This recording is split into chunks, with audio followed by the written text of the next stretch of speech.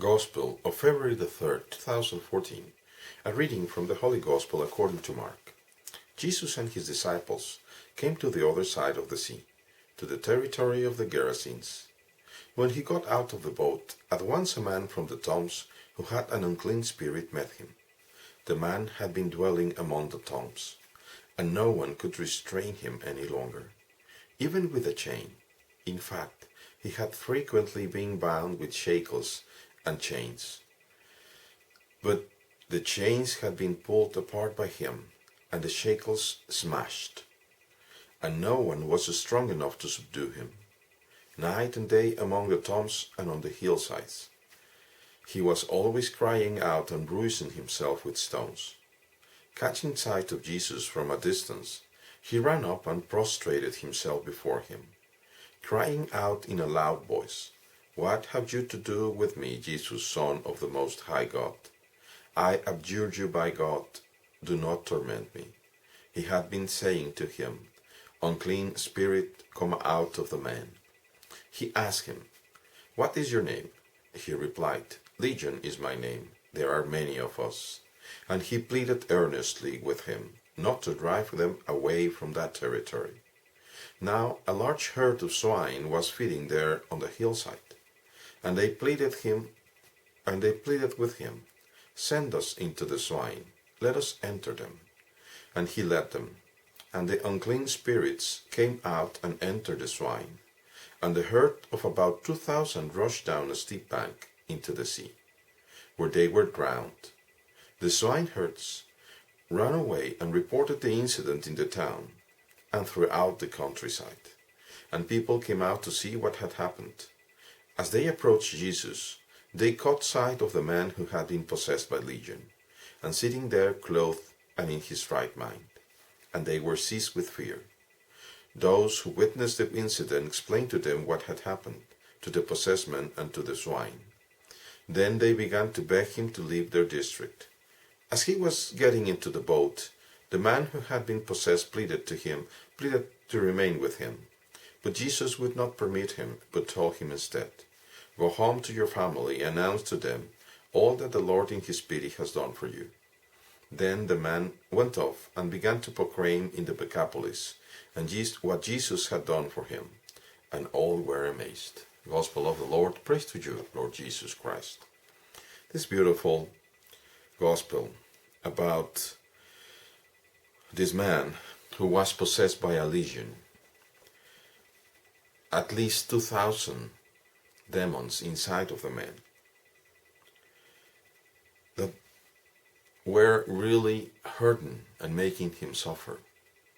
He had lost his entire life. He was living by himself among the tombs and bruising himself with stones and crying out. Of course, they were trying to kill him, yet they would not kill him right away because he served them, the demons, to be in. How is it possible that a man could be possessed? When we start to hate someone, when we start to hate, we open our heart for the demon to go in. When we go away from God, we also are left alone without guard, and then we open the door of our heart to the devil. We need to be close to God, to remain guarded by the Almighty. We must forgive always, so that there will be no hatred in our hearts, no pridefulness. Anyway, this man was living by himself. He had lost his family and was hurting, and furthermore, he could not live among anyone because no one could subdue him, and they had chained him many times and put him in shackles, and he would turn away. He would turn those away. It was impossible to live among him, with him. Yet the Lord went straight for him. He wanted to save him. He knew he was there, and he wanted to save him. And so immediately when he disembarked, he started telling the demons, "Go away from that man." And they make him run They make him run to him and prostrate. Because all devils, even Satan, adore and have to adore Jesus. Not because they want, but because they are made to do it. They are made to obey God.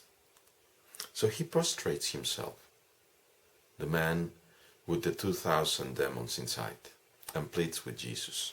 And he recognizes him, Son of the Most High God. And they plead with him, let us go into the swine. And what happens? What is the destiny of the swine once they get infected with the demons? They run towards the water and drown themselves. So it happens about the same. They are again without any place to be. But the man is free and safe. Now we see a contradiction, a contrast between those herdsmen that were taking care of the swine and the owners of the swine, that as soon as they know that what happened to the swine, and they see the guy that used to be possessed, they immediately start pleading with God, with Jesus, to leave. They would not seize this incredible opportunity to have someone who could do what they could not do, to subdue the possessed man. Yet they plead with Jesus to go away. There is a bigger financial interest than the good of a man. In those places, the devil dwells. When you have a greater interest in money than in the well-being of your fellow brothers, you open the door also for the devil to be within you. So the Lord does not argue with them, he just embarks. And the cured man is pleading now to let him with Jesus, to let him follow him. But the Lord tells him, go back to your family. Tell them what the Lord has done for you. He is a witness. He is also becomes a disciple, telling everyone what has happened, how he was cured by God in his mercy. And we can all, I'm sure that there is no one who is possessed among those that hear this little reflection, this meditation. But we might be oppressed sometimes by the devils, and we might be swayed by our own interests, for we all are sinners, that's for sure. But the Lord is coming especially for me and for you, because he loves you, he loves us. Let us rejoice in this God who has made himself a man, so that he come up to us in any place that we are, to save us, to give us health, to give us life eternal. God bless you all, brothers.